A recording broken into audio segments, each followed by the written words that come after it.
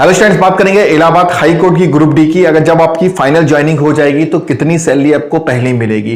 देखिए, ये वीडियो मैं इसलिए बना रहा हूं कि आपको जिससे मोटिवेशन मिले, क्योंकि काफी जो है नेगेटिविटी आ गई है। रिजल्ट कब तक आएगा, तो जब तक आप सुनिए कि आपको सैलरी कितनी मिलेगी। जिन बच्चों को लग रहा है कि मेरा सिलेक्शन नहीं हो पाएगा, फिर भी आप ये वीडियो देखो, जिससे आप एक सैलरी सुनने के बाद आपके अंदर मोटिवेशन आएगा। आपको खुद ही आइडिया लगेगा कि ग्रुप डी की सैलरी इतनी हो सकती है, तो मुझे ग्रुप सी में जाना है या ग्रुप बी में जाना है, तो कितनी ज्यादा सैलरी उसकी हो सकती है। और एक आप बेसिक चीजें सीख लोगे कि सैलरी निकालना आपको आ जाएगी।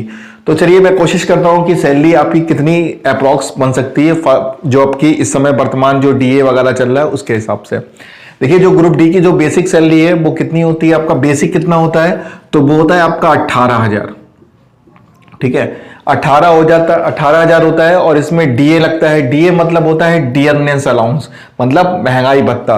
तो इस समय 38% पर चल रहा है, लेकिन अभी ये जब आप तक ज्वाइन करोगे तब तक 40% या 41% हो जाएगा। डीए जो है साल में 2 बार बढ़ाया जाता है आपका, एक तो जनवरी में बढ़ता है और एक जुलाई में बढ़ता है, 2 बार बढ़ जाता है।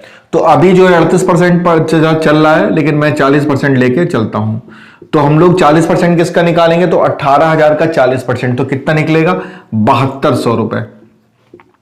प्लस एचआरए आपको मिलता है हाउस रेंट अलाउंस। तो ये डिपेंड करता है कि आप किस सिटी में, अगर मान लीजिए आप बहुत अच्छी सिटी में, जैसे इलाहाबाद है, लखनऊ है, कानपुर है, तो यहां पर आपको एचआरए ज्यादा दिया जाता है। मतलब ग्रुप डी का फिर भी आपका 2400 या 2200 या 2600 रुपए तक आपको एचआरए मिल जाता है, अगर आप अच्छी सिटी में। लेकिन अगर आप एवरेज सिटी में है तो वहां पे थोड़ा सा कम दिया जाता है, 1600 1800 रुपए या 2000 रुपए तक। और आप बिल्कुल मतलब गांव क्षेत्र में है तो वहां पे 800 या 1000 रुपए तक भी ये हो सकता है।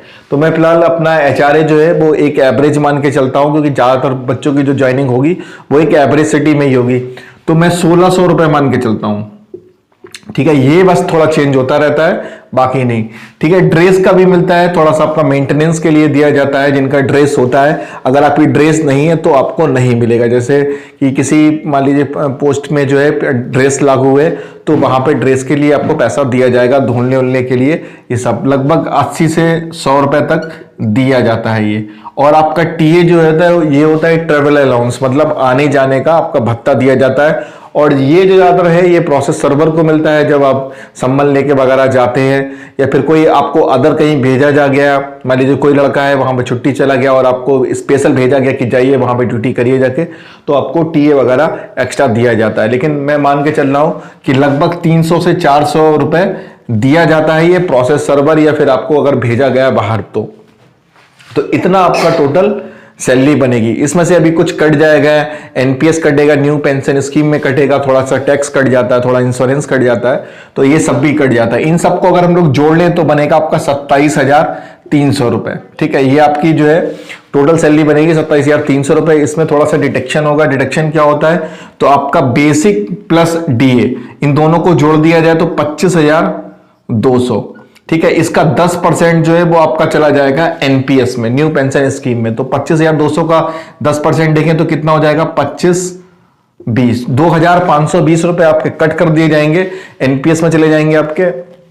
और थोड़े बहुत आपका इंश्योरेंस वगैरह जो है, या फिर मैं अभी माइनस कर लेता हूं, 2520 हटा लीजिए, 0 10 में से 2 गया 8, यहां पे कितना बचा, 2 12 में से 5 गया 7, और 6 में से 2 गया 4, तो 24,780 रुपए जो है वो आपकी सैलरी बनेगी जाके। अब इसमें भी 100-150 रुपए और कट हो जाते हैं, इंश्योरेंस का है, या फिर आपका जो यूपी सरकार जो है वो टैक्स लगा देती है, तो 100 रुपए में चलिए मैंने और कट कर लेता हूं, तो 24,680 रुपए आपके हाथ में आएंगे। ठीक है, तो आपकी जब सब कुछ कट जितना भी है आपका कट होने के बाद जो है आपका लगभग मान के चल सकते हैं कि आप 24,500 या 25,000 आपके हाथ में आएंगे। लेकिन ये इतने बुरे भी नहीं है। स्टार्टिंग में आप इसको अच्छे से एक्सेप्ट करिए, अपना एंजॉय करिए, और उसके बाद आपका डीए वगैरह बढ़ता रहता है, और उसके बाद आपका जो है बेसिक भी जो है वो इंक्रीज होता रहता है। तो आपका 2-3 साल में जो है वो अच्छा हो जाएगा, 28-29,000 तक आप पहुंच जाओगे आराम से। लेकिन ये 24,000 जो है वो आपके पूरे बचते हैं, क्योंकि कोशिश उन लोग की यही होती है कि आपके एड्रेस के आसपास आपको ज्वाइनिंग दी जाए, जिससे आपको एचआरए कोई खास नहीं देना पड़ेगा। आप अपने घर में रह सकते हो और एचआरए ले सकते हैं, और आपको खाने पीने का भी इतना एक्स्ट्रा नहीं देना पड़ेगा। या फिर आप सुबह ड्यूटी गए, शाम को घर पर आ गए, खाना घर से ले गए, तो आपको इतना खर्चा नहीं होगा। अगर थोड़ा इसमें दूर होती है तो थोड़ा सा खर्चा ज़्यादा हो सकता है, हाउस मतलब रेंट वेंट लेने का आपका हो जाएगा, खाना खुद ही आपको अच्छे से बनाना पड़ेगा। लेकिन मैक्सिमम जो लोगों की जो पोस्टिंग होती है वो घर के आसपास ही होती है कि आप सुबह जाएं और शाम को आराम से आ जाएं। तो ये पूरी आपकी सैलरी रहने वाली है, इतनी तो मिनिमम है, इतनी तो आपको मिलेगी मिलेगी और फिर धीरे धीरे इंक्रीज होती रहेगी।